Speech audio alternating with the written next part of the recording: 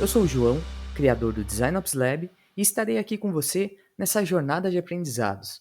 Bora lá então? Seja muito bem-vindo, Marcos. Obrigadão aí por ter aceitado o convite. A casa é tua, fica extremamente à vontade, viu?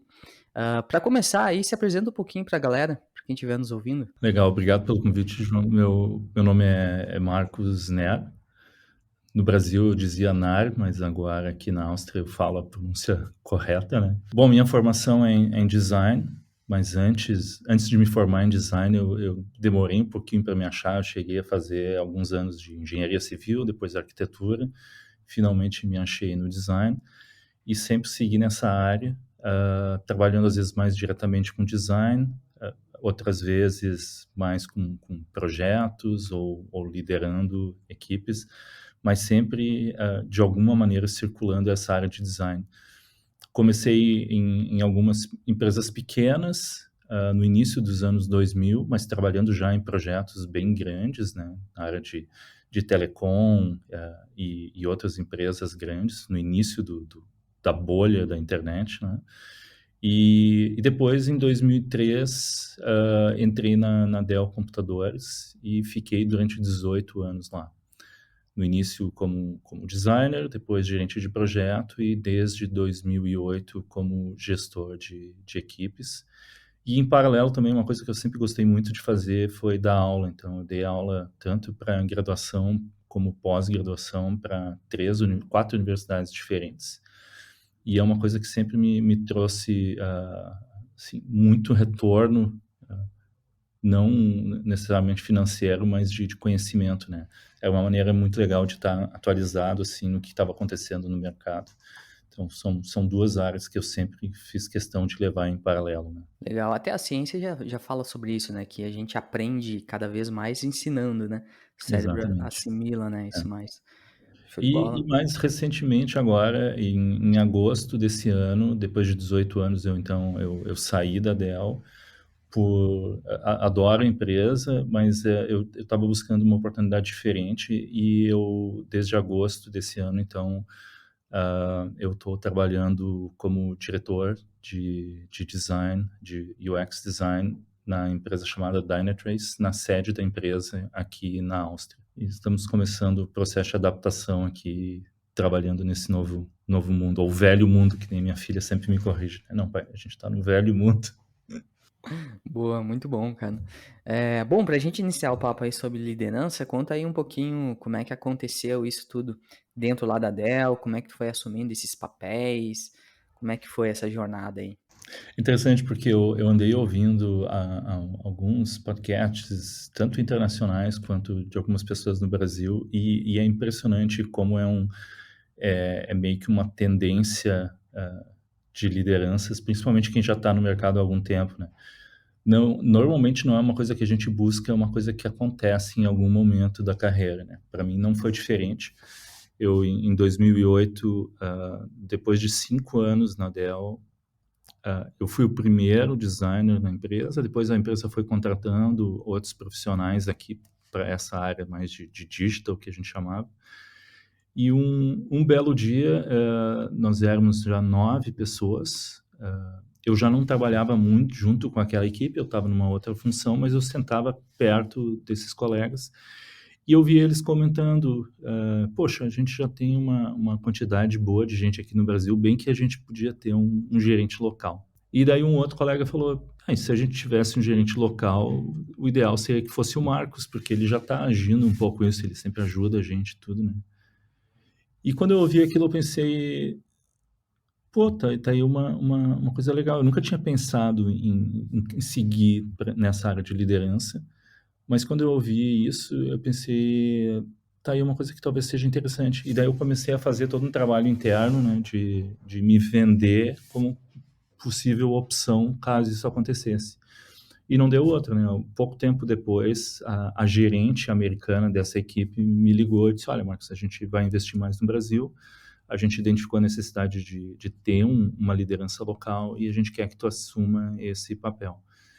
E desde aí eu comecei a atuar com esse papel de liderança, né? Então foi um misto assim a oportunidade meio que bateu na porta e eu vi: "Pô, eu acho que é por aí que eu quero ir", né. Tu acha que a liderança, ela é uma característica nata da pessoa ou ela pode ser desenvolvida? Eu gosto de pensar em liderança não como uma característica, mas como um conjunto de características, né. E como todos os esse tipo de característica, existem sim características natas e existem características que podem ser aprendidas, né. O diferencial não está assim, ninguém é um gerente melhor porque ele é nato ou porque ele desenvolveu. A diferença entre essas 2 coisas é que naquelas que não são natas, precisa ter um pouquinho de empenho maior para adquirir aquelas características. Por outro lado, se você tem uma característica nata que em algum momento se transforma num problema, porque, sei lá, é uma característica que não se adapta para aquela empresa ou para aquela equipe, pelo fato de ser uma característica nata, é muito mais difícil se adaptar e tentar mudar para uma coisa diferente, né. Então eu diria assim que o fato de ser uma característica nata ou adquirida, não é bom nem ruim por si só, vai depender muito da situação. E assim, uma coisa bem característica minha, que eu tive que trabalhar bastante, é eu sou extremamente introvertido. E eu sempre tinha na minha cabeça que para ser gerente precisa ser um cara extrovertido, né. E isso foi uma coisa que eu aprendi muito com meu pai, assim, porque meu pai sempre teve muita facilidade de falar com as pessoas, e um dia eu comentei com ele, eu disse: "Pô pai, eu acho muito legal essa tua capacidade, assim, de falar com as pessoas, eu queria ser assim". E ele falou assim: "Marcos, eu não sou assim. Eu sou extremamente introvertido como tu". Ele disse: "A minha vantagem é que eu sei disso, então eu consigo trabalhar essa questão". E ele me falou assim: para trabalhar isso, né, quando a gente tem uma característica que precisa ser desenvolvida, a expressão que ele usou é assim, tu tem que te colocar em roubada com bastante frequência, né, que é aquela coisa do expandir a zona de conforto, né.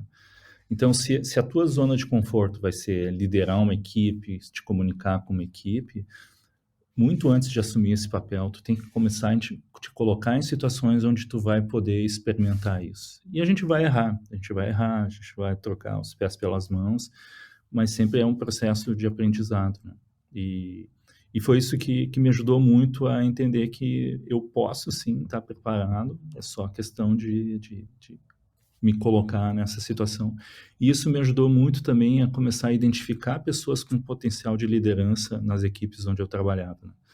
E desmistificou um pouquinho na minha cabeça também essa coisa de que, o líder tem que ser o cara que já é nato, assim, o processo de comunicação. Tem pessoas, assim, que são quietinhas, estão ali num canto e que têm um potencial absurdo, é só questão da gente saber trabalhar e desenvolver até o ponto de ela estar pronta para assumir um papel de liderança. Cara, excelente, assim, e eu compartilho um pouco dessas dificuldades, assim, lá no começo. Não sou o cara, sou introvertido também, mas eu soube aproveitar as oportunidades de me expor, né. Então tu falou muito sobre isso, eu acho que é realmente isso aí, eu assino embaixo, tem que se expor mesmo.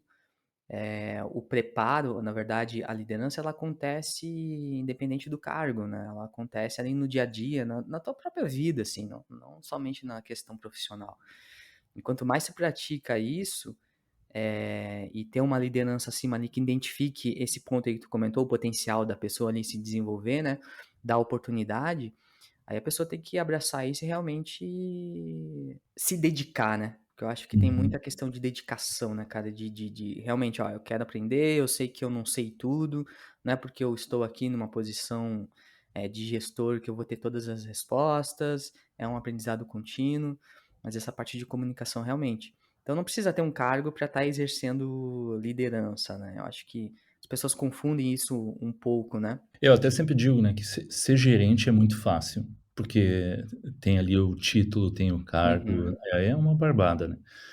Mas ser líder é bem diferente. Ser líder é uma coisa uhum. que se conquista, né. O tipo de skills, né, de habilidades que se precisa para os 2 é muito semelhante, né. Então, quanto antes começar, como meu pai dizia, né, se colocar em roubadas, testar para ver se é uma coisa, primeiro que a pessoa vai gostar de fazer e que faz sentido e que ela vê que ela tem interesse em continuar desenvolvendo, melhor. Assim, para qualquer área isso, né? A gente não sabe sabendo o que quer fazer da vida, né? A gente tem que testar algumas coisas para começar a identificar, e vale a mesma coisa para papéis de funções de liderança. Uhum. Pegando esse teu ponto aí, só para não perder ele, na tua opinião, qual é a diferença de gestão para liderança, assim, isolando esses dois aspectos?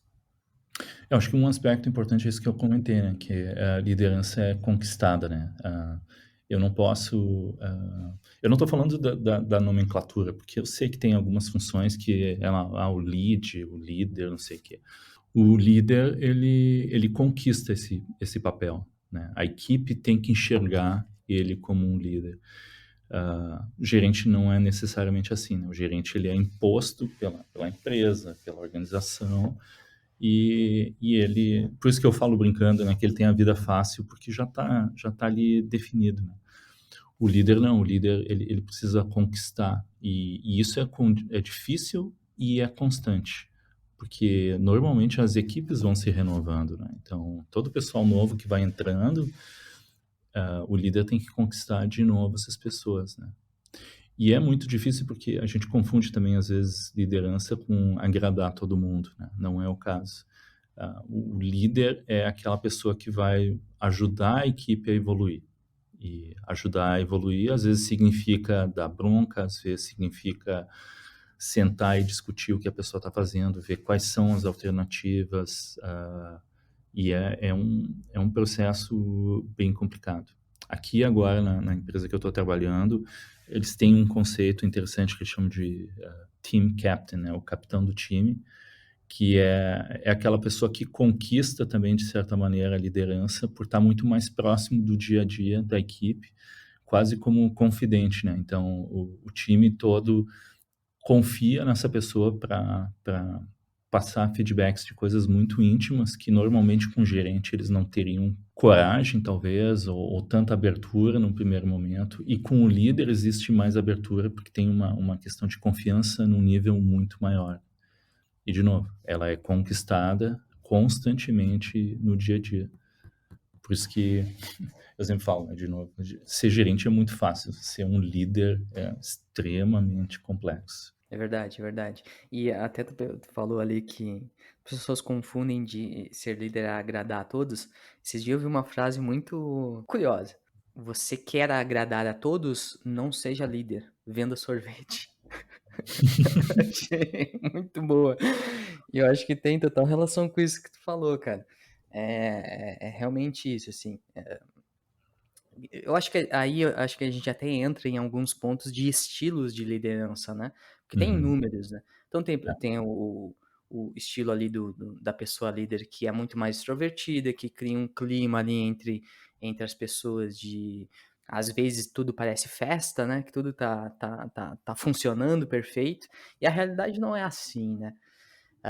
Mas obviamente a gente não vai ser duro o tempo todo, né? Eu acho que uma palavra que eu gosto muito quando a gente traz isso para liderança e gestão, cara, que eu me cobro muito, é o senso de justiça. É ser justo com todo mundo, assim. E ser justo não quer dizer que preciso estar sorrindo o tempo inteiro, ou que eu não vou passar um feedback duro, ou que não vou passar um feedback extremamente positivo também. Então é algo que eu me cobro bastante, é o senso de justiça mesmo com todo mundo. Quais foram os maiores desafios, assim, de uma forma geral? Obviamente a gente sabe que são muitos, mas se tu puder citar aí alguns que marcaram bastante, assim, nessa tua carreira. Eu acho que o maior desafio no início da minha carreira como gerente foi aquele desespero para tentar achar esse estilo. Qual vai ser o meu estilo? E eu admito, assim, eu comecei querendo ser o chefe que todo mundo ia gostar, né? Só que quem está ouvindo aqui é pai sabe como é que funciona. Assim, se a gente tenta agradar os filhos, eles tomam conta rapidinho da gente. E com a equipe é a mesma coisa, a gente começa a ser queridinho, aquela história, né? Tu dá um dedo, eles querem a mão, tu dá a mão, eles querem o braço. E chegou num ponto que eu vi, não tá dando mais assim. E daí o que que a gente faz? Especialmente no início, a gente vai do 8 para 80, né? E daí eu comecei a ser o generalzão que não deixava nada, né? Eu não me senti bem com isso, foi ruim para a equipe, e daí eu fui de novo pro outro lado, de ser bonzinho, né? E um dia eu comecei a sofrer bastante com isso, né? E um dia comentando com um outro gerente que já era bem mais experiente, e ele me deu assim uma lição que eu sigo até hoje, né? Que ele disse que o gerente nunca tem um estilo. O gerente está sempre se equilibrando, né? É uma eterna busca de equilíbrio. Porque, claro que eu estou exagerando aqui, cada um tem o seu estilo, né? Mas o nosso estilo, ou no dia a dia, vai depender muito da equipe que a gente tem. E a equipe está sempre se transformando. Mesmo que continuem as mesmas pessoas, elas estão evoluindo, e eu tenho que me adaptar a essa evolução.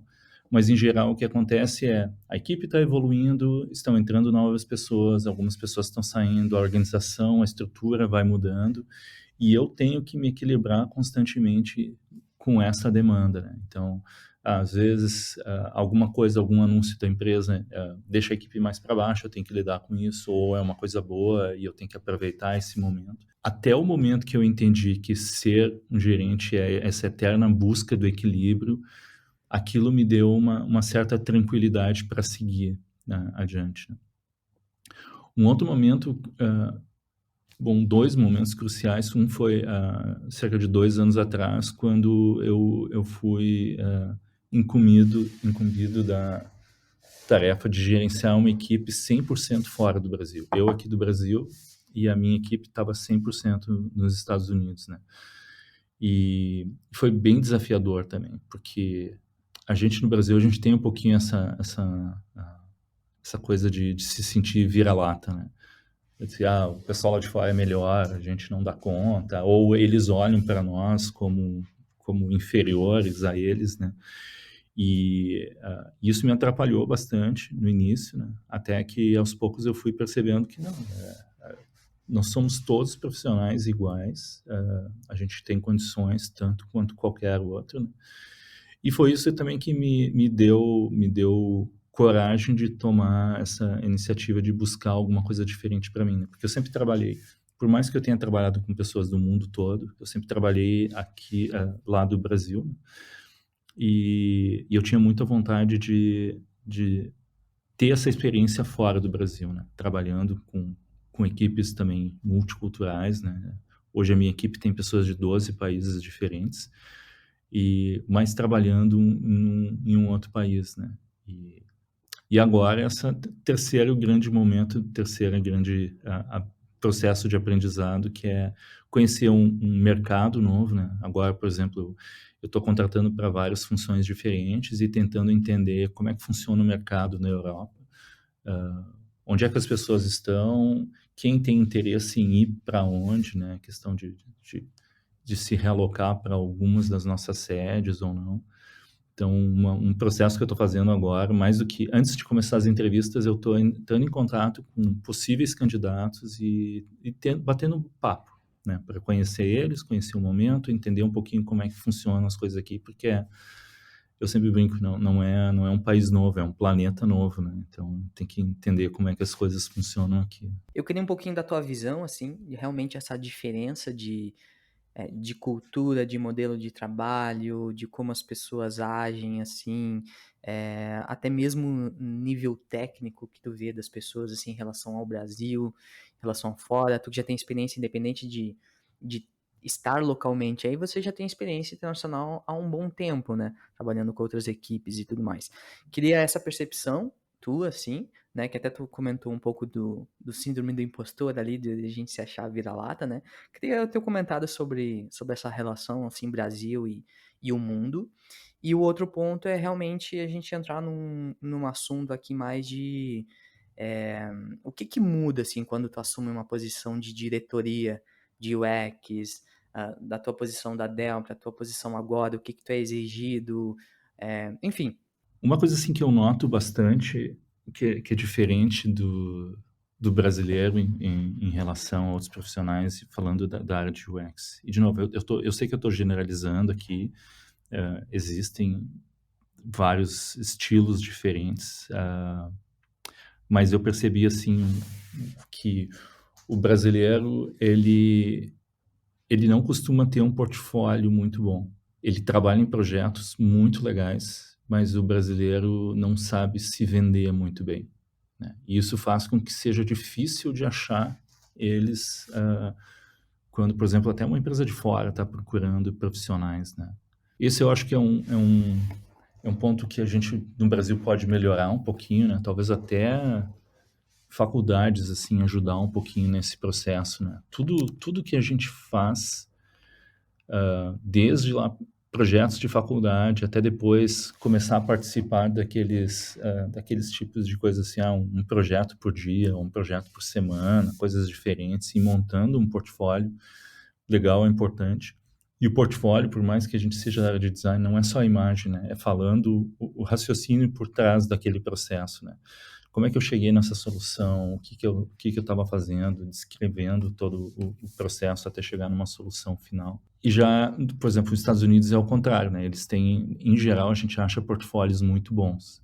Só que na hora de fazer uma entrevista, por exemplo, os americanos não gostam de fazer nenhum tipo de exercício durante sabe, aquelas tarefas assim, faz um projetinho aqui para gente, até para quem está entrevistando depois poder comparar os candidatos, né? Isso eu aprendi com um recrutador dos Estados Unidos. Ele disse, Marcos, se você for botar uma tarefa dessas, o pessoal simplesmente cai fora do processo, eles não vão fazer. Já no Brasil, o pessoal faz numa boa, assim, né? A gente, claro, é importante sempre tomar o cuidado de fazer uma tarefa que não tenha absolutamente nada a ver com a empresa que está contratando, porque sempre fica aquela coisa, eles estão usando mão de obra barata, né? Vão usar o projeto, e essa não é a função.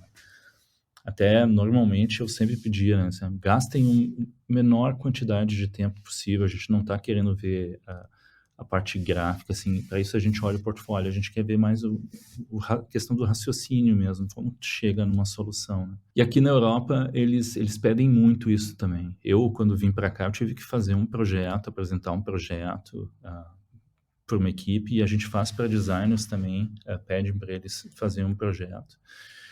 E é um processo assim que toma bastante tempo, tanto dos candidatos, mas também da própria empresa, né? Isso é uma coisa que eu nunca tinha me dado muita conta, assim, e os candidatos também esquecem um pouco isso, mas quando tem um painel do outro lado entrevistando, pessoas que eventualmente vão ser colegas daquele designer que está sendo entrevistado, ou outros gerentes, né?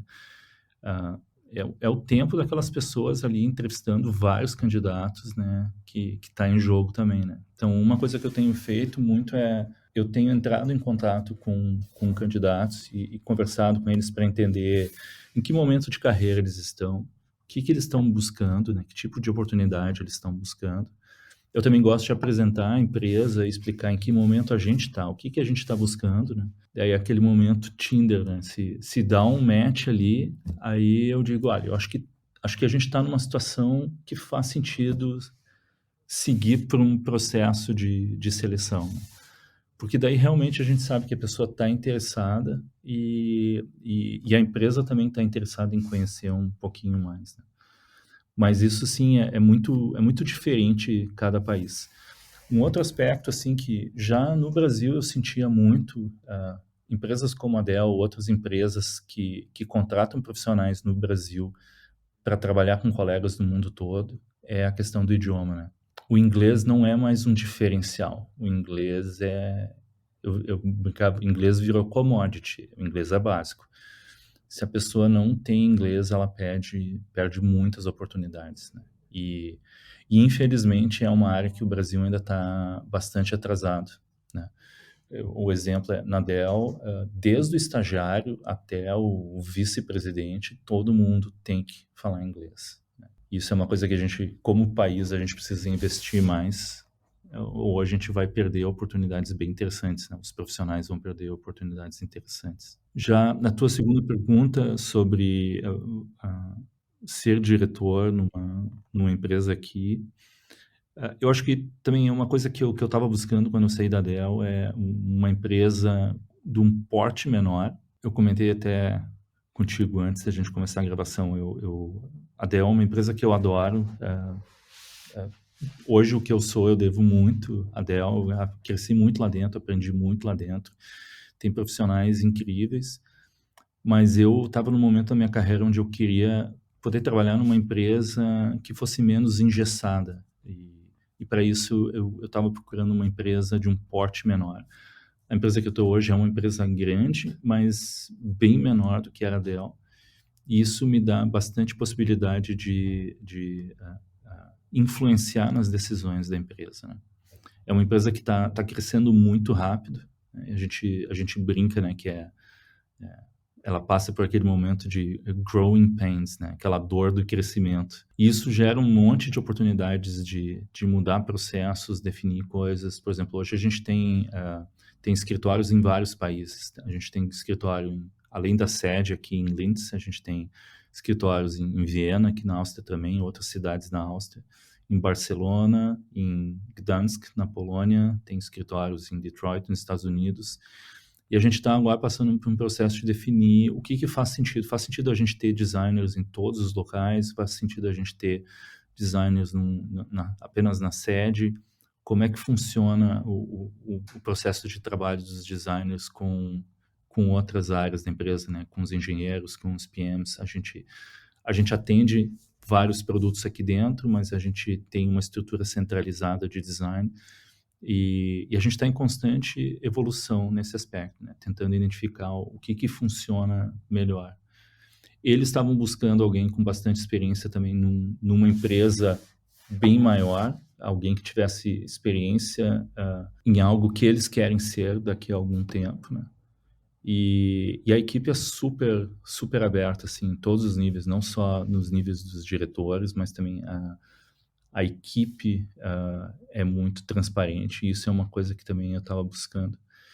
E o papel de qualquer gerente, né, e de diretor, mais ainda, a gente tem que aprender a desapegar das coisas, né? Uma das skills mais importantes é aprender a delegar. Então, identificar quais são as coisas que a gente pode abrir mão, deixar de fazer no dia a dia, identificar pessoas na equipe que podem assumir esse papel, para que a gente tenha mais tempo e possa se dedicar a coisas que são mais importantes e que possam entregar mais valor para a equipe naquele momento, né? De novo, é um processo de aprendizado. Hoje eu estava brincando com o pessoal aqui da minha equipe, né? Hoje eu tenho a sensação de que hoje é o meu primeiro dia de trabalho, apesar de estar 3 meses aqui, por uma série de coisas. Eu tô com um monte de pepino para resolver, minha caixa, minha inbox está lotada de coisas, a gente está com um monte de vagas para preencher. Eu disse, nossa, agora realmente eu comecei a trabalhar, né? Porque eu não tô dando conta de tudo sozinho, eu vou ter que começar a delegar algumas coisas, e isso mostra bem que eu cheguei num momento onde eu sinto que eu tô trabalhando de verdade, né? Uhum. E quantas camadas você tem aí hoje de gestão? Existem leads, managers, como é que eles estão distribuídos?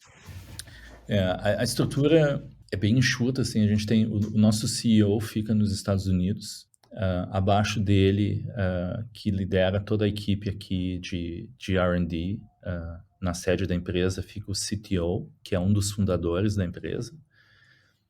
Abaixo do CTO está o meu gerente, que é o Chief Digital Officer, aliás, Chief Design Officer. E abaixo dele nós somos hoje 4 diretores e um gerente. A gente divide as equipes por produtos. Hoje a Dynatrace ela vende um produto só, digamos assim, mas esse produto ele tem vários outros produtos dentro, né?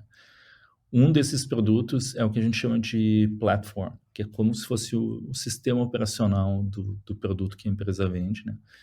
Eu lidero essa equipe de platform, e normalmente as equipes elas têm no nível de gestão 3 papéis funcionais, né?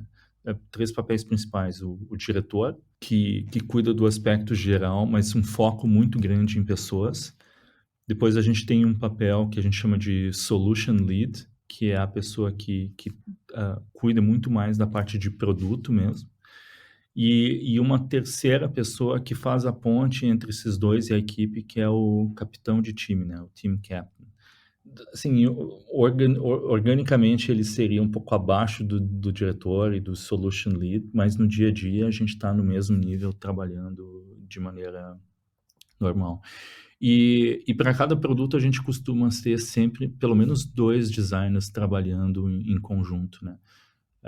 A gente acha fundamental isso porque se trabalha muito aqui com a questão de feedback, tanto de um par que está trabalhando na mesma solução, mas também tudo que a gente faz aqui, a gente faz sessões de feedback e ouve muito o comentário de outros colegas, porque por mais que sejam produtos independentes, eles fazem parte de um contexto maior e em algum momento eles vão ter alguma referência um com o outro. Então, o feedback constante é fundamental. Mas é uma estrutura bem achatada, assim. Eles até têm um material bem interessante que eles usam, onde eles falam de uma estrutura organizacional que não é baseada naqueles org charts antigos, né? Que tem um diretor, depois tem algumas pessoas abaixo, mais algumas pessoas abaixo. Ela é mais uma organização que... um dos gráficos que eles mostraram que eu achei bem interessante é: imagina como é a estrutura organizacional da tua família. Então, primos, tios, amigos, dependendo do que tu precisa, de ajuda que tu precisa, tu vai buscar de uma determinada pessoa, dependendo do grau de informação que essa pessoa tem ou do grau de confiança que tu tem para aquela pessoa.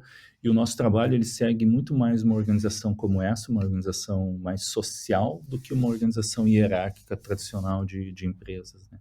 Então, por mais que a gente tenha esses papéis definidos, no dia a dia não é isso que guia a relação das pessoas. A relação das pessoas ali é guiada mais por esse aspecto social das relações de trabalho, né? Pô, muito interessante isso. E imagino que deixa o ambiente muito mais saudável, né, para se trabalhar dessa maneira, né? Não tem aquele peso ali só porque tem o crachá mais pesado que o teu, tenho decisão, enfim, né? Não, ajuda bastante. E uma coisa que é interessante que eu não esperava é ele acelera o processo das informações chegarem para todo mundo, tanto informações boas quanto informações ruins, né? Quando tem algum problema, a gente consegue identificar muito mais rápido e agir muito mais rápido do que se a gente fosse depender daquelas estruturas hierárquicas padrão, né? Eu vou esperar um mês até que eu tenho reunião com o meu chefe para daí falar sobre aquele assunto. Só que quando chegar a reunião já está tudo pegando fogo, né? Uhum. Não tem barreiras, né? Não tem barreiras à comunicação. Muito bom, muito bom. Uma coisa que tu comentou aí sobre os diretores, né? São três, quatro, né? Comentou? São três, quatro diretores. Todos voltados só para a estrutura de design? Esses que tu citou? Esses são só da estrutura de design. Quantos vocês são hoje ao total? Hoje nós somos 35 pessoas. Até pouco tempo atrás, o Chief Design Officer era o único líder da equipe e uma decisão que ele tomou foi primeiro aumentar a equipe de liderança para depois começar a aumentar a equipe em si, né? Então ele contratou, já tinha um diretor aqui, um austríaco, ele contratou mais 3. Interessante é que uma americana, um italiano e um brasileiro, eu, né? Então a equipe já começa pela equipe de liderança, que é extremamente culturalmente diversa, assim, né? Isso é bem interessante, no meu ponto de vista.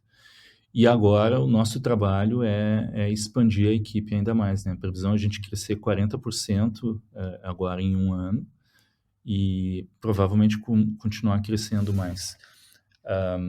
É uma briga que eu já tinha na Dell, né? Que a relação designer para engenheiros era muito grande, né? Na Dell, um pouco antes de eu sair, a relação era 1 para 65, um designer para cada 65 developers.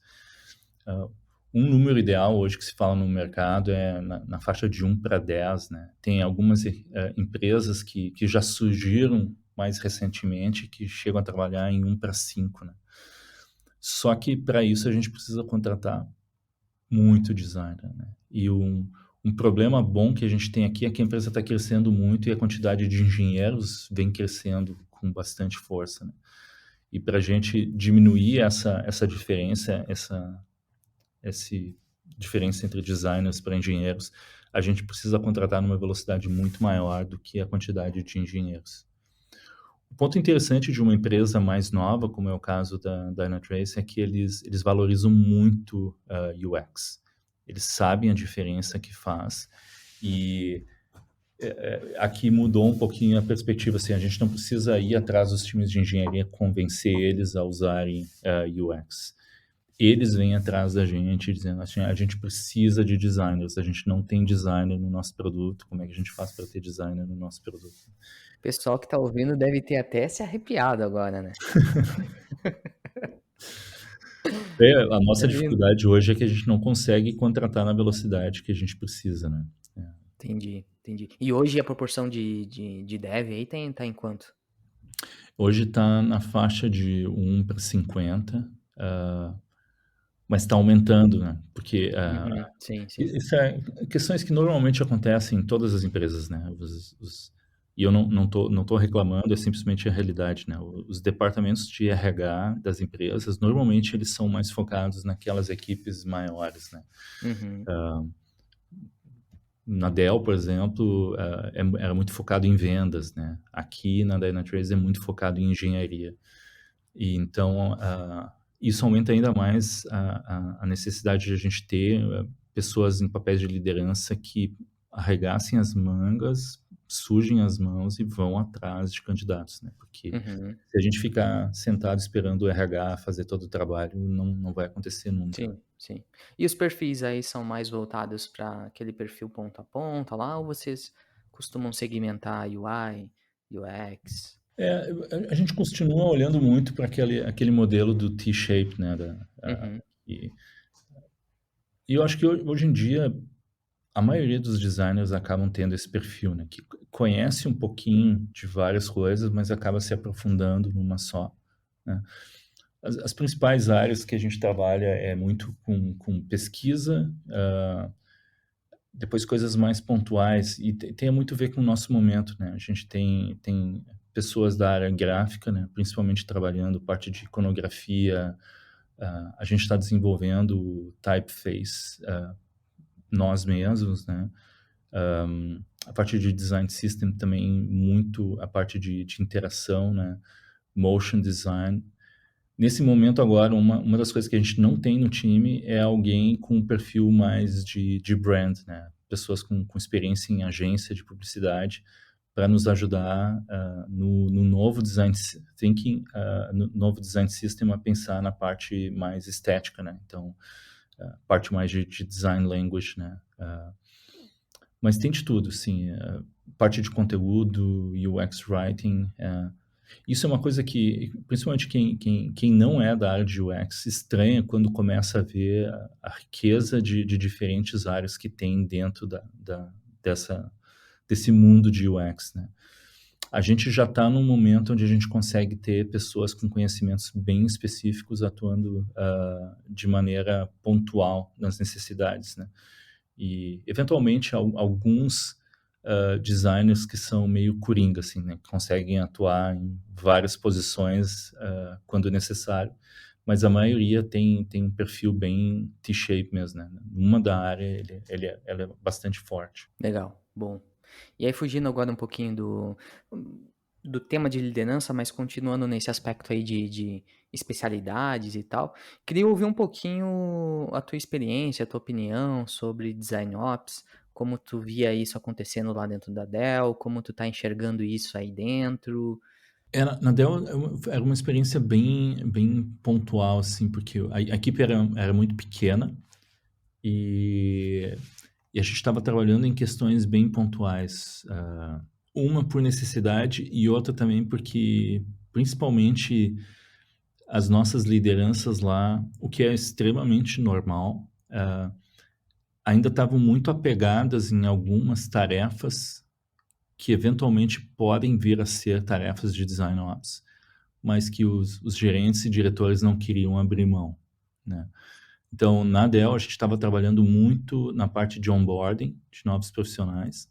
A gente estava trabalhando muito em documentação, em definir, junto com as lideranças, mas fazer esse papel de organizar a definição de valores, de perfis, desse tipo de processo, né? A gente estava começando a criar alguns guias para não tomar conta totalmente do processo de recrutamento, mas padronizar o processo de recrutamento, entre todas as lideranças que estavam contratando. Então, as coisas bem pontuais ou mais alto nível, né? Hoje, aqui na Dynatrace, a gente não tem uma equipe específica de Design Ops, mas eu já fui questionado sobre a possibilidade de a gente vir a criar uma, né? E a minha ideia aqui é criar um modelo diferente, onde a gente vai estar muito mais focado em processos, né?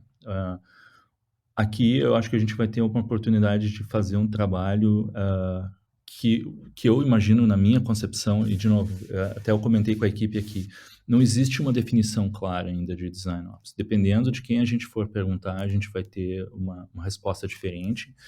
Eu tive muito contato com várias outras empresas que têm equipes de Design Ops e cada uma trabalha de uma maneira diferente, atuando em funções diferentes, o que é extremamente normal, é uma função em evolução ainda. Mas a ideia aqui é fazer aquele trabalho mais tradicional, né? De tentar tirar dos designers tudo que não é design, né? Então, toda a parte de definição de processos, controle de processos, reuniões, toda a parte dos rituais, planejamento. Na Dell, a gente tinha uma função que a gente chamava de Design Producer, que em algumas empresas eles estão chamando de o PO do design, né? Então tem vários nomes, mas é aquela pessoa que tenta ajudar em todo o processo de organização e deixa o tempo livre para os designers, né? Porque isso é uma grande dificuldade que a gente tem, né? Como dar mais tempo para o designer para ele trabalhar. Eu acabo tendo muitas terminologias em inglês que a gente usava tanto na Dell quanto aqui, mas a gente chama do craft, né? No design mesmo, né? E até uma das métricas que a gente tinha, que a gente usava muito na Dell, que para Design Ops era a métrica principal, era o Maker Time, que é o tempo que o designer tem durante um dia para fazer design mesmo, né?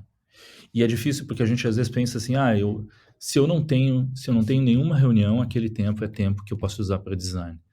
Mas, por exemplo, eu tenho meia hora entre duas reuniões, aquela meia hora não é o suficiente para eu começar nenhum tipo de trabalho sério de design. Então, ela não pode contar como tempo de design. Então, todo esse trabalho a gente estava fazendo. E eu acho que é por aí. O principal, assim, a recomendação que eu dou em relação ao Design Ops para qualquer empresa, assim, é entender a sua situação, entender o seu momento e ver de tudo que Design Ops pode fazer, o que faz sentido naquele momento. Meio que definir um MVP de Design Ops e começar por aí. Para já desde o início o pessoal começar a perceber o valor que Design Ops pode trazer e a partir daí evoluindo de acordo com a necessidade, né, e as prioridades. Perfeito, perfeito. Concordo. Só para fechar esse ponto aí, como é que era composta a equipe lá na Dell? A equipe era bem enxuta, nós éramos 5 pessoas no time de Design Ops.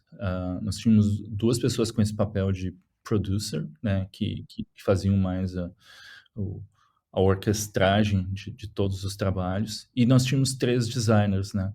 Um trabalho que a gente começou a fazer um pouco antes de eu sair foi começar a disseminar mais alguns conteúdos, né. E a ideia que se optou lá, não à toa, é algo que vem crescendo muito, é criar um podcast para começar a disseminar informações entre toda a equipe, porque a equipe de designers estava crescendo muito e a gente identificou que não é só suficiente definir valores e como a gente deve trabalhar e alguns processos, mas continuar disseminando isso, né? Na época que eu saí, a gente estava com 350 designers na Dell, e a ideia deles nos próximos 2 anos é chegar a 1.600 designers lá. Então, o foco principal da equipe naquele momento era parar um pouquinho de produzir ou de definir muitas coisas e pensar em o que a gente já tem, como que a gente consegue fazer com que isso flua para todo mundo, né? Para que todo mundo esteja trabalhando de alguma maneira em harmonia, né? E só depois que isso tiver solucionado, a gente começar a voltar de novo a trabalhar na definição ou ajuste de processos. Boa. E os entregáveis dessas pessoas aí, esses producers, quais eram no fim do dia? Desde, por exemplo, reuniões que eram feitas com lideranças para equalizar e deixar todas as lideranças a par do que estava acontecendo. A gente produziu muitos guias e treinamentos para novas lideranças, né? Porque com a equipe crescendo muito rápido, a gente estava contratando muitos novos gerentes e a gente criou uma série de guias explicando para eles qual é o perfil de profissional que a gente está buscando, qual é o processo para a contratação, todo esse tipo de coisa, né? A gente fez. Isso é uma outra coisa que Design Ops sofre muito também, que não sei se tu já passou por essas situações. Dependendo do formato, da estrutura da empresa, Design Ops sofre um pouco, né? No nosso caso, na Dell, a Dell trabalha ainda num modelo centrado em times de produto, onde o designer está inserido dentro do time de produto. Então, por mais que exista uma estrutura central de design, o designer não está sentado do lado de um monte de outros designers, ele está sentado junto com o time de produto, né? Em função disso, a gente tinha como parte da estrutura de design muitos engenheiros também e muitos PMs. E a dúvida sempre no time de design era: a gente trabalha para os designers ou a gente trabalha para organização de design? Porque são coisas diferentes. Se eu for trabalhar só para os designers, então eu vou fazer a vida do designer ser melhor, que esse é normalmente o objetivo de Design Ops.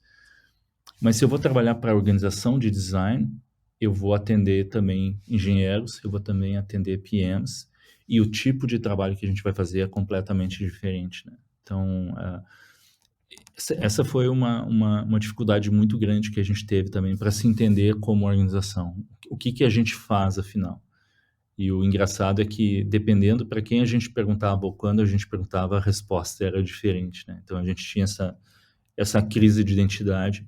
E eu conversando com outros times, a gente percebeu que isso era bem comum, né? É difícil, às vezes, para um time de Design Ops definir quem é o meu cliente.